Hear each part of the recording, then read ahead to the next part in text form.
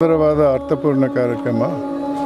ಬರೀ ವಿದ್ಯೆ ಮುಖಾಂತರ ಒಬ್ಬ ವ್ಯಕ್ತಿಗೆ ಬೇಕಾದಂಥ ಸಂತಸ ಬರಲ್ಲ, ಅದಕ್ಕೆ ವ್ಯಾಯಾಮದ ಮುಖಾಂತರ ಬೇಕಾಗಿದೆ.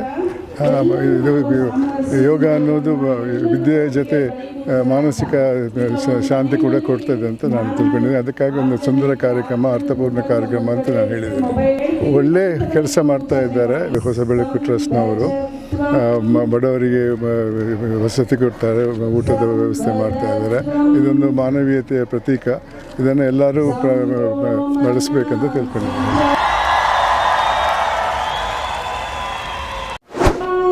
ಇವತ್ತು ಹೊಸಬೆಳಕು ಟ್ರಸ್ಟು ಮತ್ತು ಹಿಲ್ಸೈಡ್ ಆಯುರ್ವೇದಿಕ್ ಮೆಡಿಕಲ್ ಕಾಲೇಜ್ ವತಿಯಿಂದ ಇವತ್ತು ಅಂತಾರಾಷ್ಟ್ರೀಯ ಯೋಗ ದಿನವನ್ನು ಆಚರಣೆ ಮಾಡಲಾಗಿದೆ.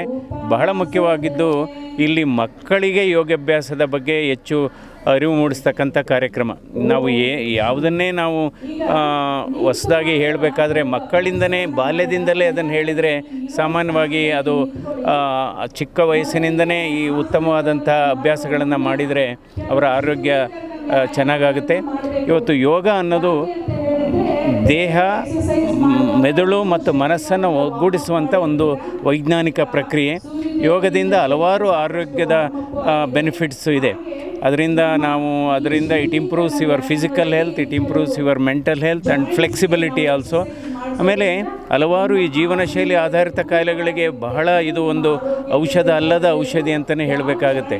ಅದು ಅಧಿಕ ರಕ್ತದ ಒತ್ತಡ ಆಗ್ಬೋದು, ಅಥವಾ ಸಕ್ಕರೆ ಕಾಯಿಲೆ ಆಗ್ಬೋದು, ಅಥವಾ ಇದು ಹೃದಯಾಘಾತಕ್ಕೆ ಸಂಬಂಧಪಟ್ಟ ಕಾಯಿಲೆ ಆಗ್ಬೋದು. ಅದರಿಂದ ಯೋಗ ಒಂದು ಅತ್ಯುತ್ತಮವಾದಂಥ ನಮ್ಮ ಪ್ರಾಚೀನ ಕಾಲದಿಂದ ಬಂದಂಥ ಒಂದು ಉತ್ತಮವಾದಂಥ ಒಂದು ಪ್ರಕ್ರಿಯೆ. ಅದನ್ನು ನಾವು ಮಾಡಿದರೆ ಆರೋಗ್ಯಕ್ಕೆ ಬಹಳ ಅನುಕೂಲ ಆಗುತ್ತೆ. ಯಾಕೆಂದರೆ ಇತ್ತೀಚಿನ ದಿನಗಳಲ್ಲಿ ಒತ್ತಡ ಬಹಳ ಜಾಸ್ತಿ ಆಗಿದೆ. ಯೋಗ ಮಾಡೋದ್ರಿಂದ ಒತ್ತಡ ಕೂಡ ಕಡಿಮೆ ಆಗುತ್ತೆ. ಸೊ ಆರೋಗ್ಯ ವೃದ್ಧಿ ಆಗುತ್ತೆ. ಹಾಗೆ ಒಂದು ಪ್ರಶ್ನೆ ಕೇಳಬೇಕಾದ್ರೆ ನೀವು ಸಮರ್ಥರು ಅಂತ ಕೇಳ್ತಾ ಇದ್ದೀನಿ.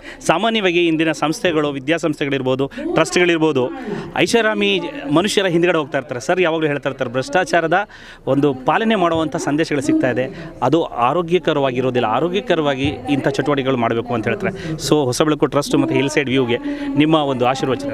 ಇಲ್ಲ, ಈ ರೀತಿಯ ಸಂಘ ಸಂಸ್ಥೆಗಳು ಈ ರೀತಿ ನಮ್ಮ ಯುವ ಜನತೆಗೆ ಉತ್ತಮವಾದಂಥ ಸಂದೇಶಗಳನ್ನು ಕೊಡ್ತಾ ಹೋಗಬೇಕು, ಉತ್ತಮವಾದಂಥ ಅಭ್ಯಾಸಗಳನ್ನು ಅಳವಡಿಸ್ಕೊಳ್ಬೇಕು ಅನ್ನುವ ಜ್ಞಾನವನ್ನು ಮೂಡಿಸಬೇಕು, ಅರಿವನ್ನು ಮೂಡಿಸಬೇಕು. ಅದರಿಂದ ನಾನು ಹೊಸಬೆಳಕು ಟ್ರಸ್ಟನ್ನು ಕೂಡ ಅಭಿನಂದಿಸ್ತೇನೆ ಈ ಸಂದರ್ಭ.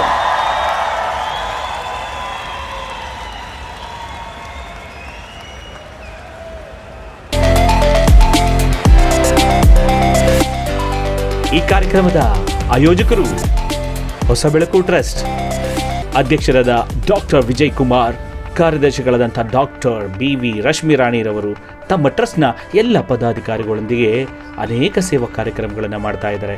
ಎಂಥ ಅದ್ಭುತವಾದಂಥ ಸೇವಾ ಕಾರ್ಯಕ್ರಮಗಳು ಅಂದರೆ, ಮಕ್ಕಳು ಓದಬೇಕು ಅಂತಿದ್ರೆ, ಅವರ ಬಡತನದಿಂದ ತೊಂದರೆ ಆಗ್ತಿದ್ರೆ ಅಂಥ ಮಕ್ಕಳನ್ನು ಇವರು ಅವರ ಶಿಕ್ಷಣ ಸಂಪೂರ್ಣ ಜವಾಬ್ದಾರಿ ವಹಿಸ್ಕೊಳ್ತಾರೆ. ಹಾಗೆ ವಯೋವೃದ್ಧರಿಗೆ ಆಶ್ರಯ ಕಲ್ಪಿಸಿ ಉತ್ತಮ ಊಟ ಸೇವೆಗಳನ್ನು ಮಾಡುತ್ತಾರೆ. ಮಹಿಳೆಯರಿಗೆ ತರಬೇತಿಗಳನ್ನು ನೀಡಿ ಅವರ ಸ್ವಂತ ಕಾಲಿನ ಮೇಲೆ ನಿಲ್ಲುವಂತೆ ಮಾಡುತ್ತಾರೆ. ಉದ್ಯೋಗ, ಆರೋಗ್ಯ, ಸಂರಕ್ಷಣೆ, ಸಮಾಜ ಸೇವೆ, ಹೀಗೆ ಹಲವಾರು ಕಾರ್ಯಕ್ರಮಗಳನ್ನು ಹೊಸಬೆಳಕು ಟ್ರಸ್ಟ್ ನಡೆಸ್ಕೊಳ್ತಾ ಬಂದಿದೆ. ಯಾರಿಗಾದರೂ ಈ ಟ್ರಸ್ಟ್ನ ಅವಶ್ಯಕತೆ ಇದ್ದರೆ ಖಂಡಿತ ಸಂಪರ್ಕಿಸಿ, ನಿಮ್ಮ ಸ್ನೇಹಿತರಿಗೆ ತಿಳಿಸಿ. ಎಲ್ಲರಿಗೂ ಒಳ್ಳೆಯದಾಗುತ್ತಂದರೆ ಯಾಕೆ ಮಾಡಬಾರದು ಅಲ್ವಾ? ಹೊಸಬೆಳಕು ಟ್ರಸ್ಟ್ನ ಈ ಎಲ್ಲ ಸಮಾಜಮುಖಿ ಕೆಲಸಗಳಿಗೆ ಶುಭವಾಗಲಿ ಎಂದು ಎಲ್ಲ ಮಾಧ್ಯಮ ವೃಂದದ ಪರವಾಗಿ ಸಮುದಾಯ ಟಿವಿಯು ಶುಭ ಹಾರೈಸುತ್ತದೆ.